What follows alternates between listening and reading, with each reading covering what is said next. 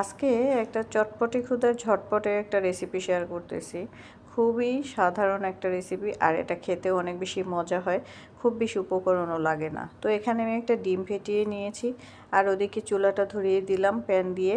এখন দিয়ে দিব হচ্ছে সামান্য একটু তেল, খুব বেশি তেল না, জাস্ট তেলটা দিয়ে এই তেলটা স্প্রেড করে নিব সব দিকে যাতে ভালোভাবে লাগে। খুব বেশি তেল দিলে আবার একদম পাউরুটিটা হচ্ছে তেল তেলে হয়ে যাবে, খেতে ভালো লাগবে না। তো এই তো ডিমটা ভালোভাবে একদম ফেটিয়ে নিচ্ছি সামান্য একটু লবণ দিয়ে, আর কিচ্ছুই দেইনি। এখন ডিমটা দিয়ে দিব আর এ পর্যায়ে হচ্ছে চুলার হিটটা একদমই লো থাকবে, খুব বেশি দিলে ডিমটা পুড়ে যাবে।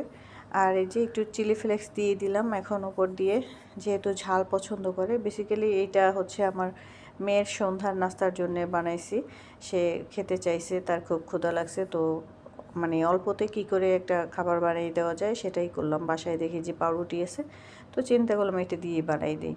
তো যাই হোক, এই তো 2 পিস পাউরুটি হচ্ছে ওই ডিমের উপরে দিয়ে দিলাম। এখন দিয়ে দুইটা আস্তে করে উল্টে নিলাম আর সাইড থেকে একটু ভাঁজ করে দিচ্ছিলাম যাতে করে পাশ থেকে বের হয়ে না থাকে, এই কারণে ভালো করে পাশটা ভাঁজ করে এখন এর মধ্যে আমি হচ্ছে দিয়ে দিব চিজ।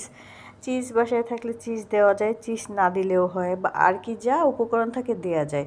তো আমি হচ্ছে এর মধ্যে হচ্ছে সসেসও দেই, তবে এটা যখন বানাতে গেলাম আজকে তখন সসেস ছিল না, নয়তো একটু সসেসও দিতাম। তো যাই হোক, ছিল হচ্ছে বাসায় শসা, তো শসা দিয়ে দিচ্ছি একটু।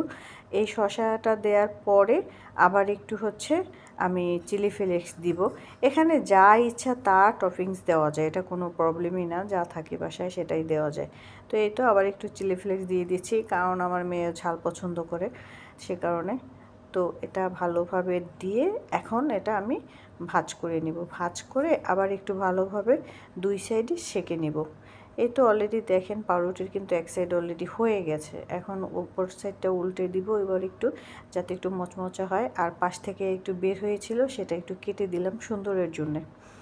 আর সুন্দরের জন্য না হলে একটু কাটারও দরকার নেই। এই তো আমার হয়ে গেছে কিন্তু এটা। এখন একটু মাঝখান থেকে স্যান্ডউইচের মতো জাস্ট পিস করে দেব, 2টা পিস করে দিব। আর কেটে আপনাদের দেখাই যে চিজটা কি সুন্দরভাবে মেল্ট হয়ে গেছে একদম। তো এভাবে করে কিন্তু ঝটপট একদম মানে 5 মিনিটও লাগে না, নাস্তা বানিয়ে দেওয়া যায়। আর এটা খেতেও বেশ মজা হয়। এই যে দেখেন চিজটা মেল্ট হয়ে একদম ওই যে হোয়াইট কালার বের হয়ে আসছে, কিন্তু খুবই মজা হয় এটা খেতে। আপনারা যদি না করে থাকেন কখনো, একবার হলে ট্রাই করে দেখবেন, অনেক বেশি মজা লাগে।